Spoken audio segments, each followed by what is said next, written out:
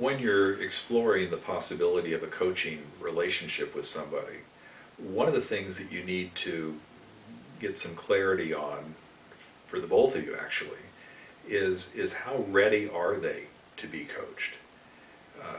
You don't want somebody doing it just to make you happy.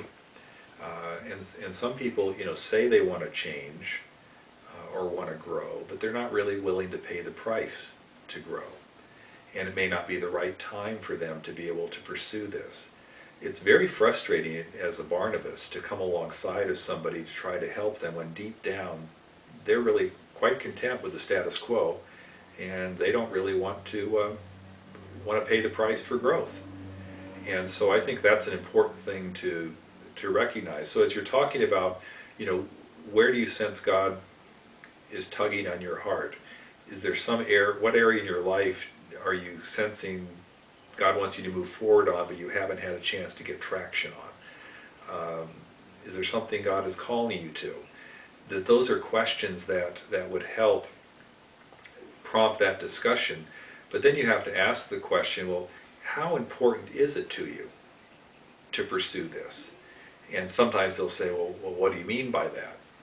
And the question I would follow with that is, well, what are you willing to stop doing in order to free up the time and energy to be able to focus on this? Because if it were easy, they wouldn't need you.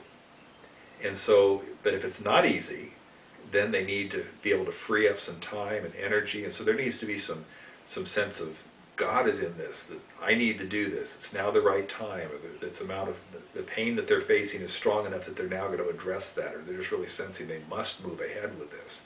Or they're sensing God's call and they just need some help to be able to get it to happen.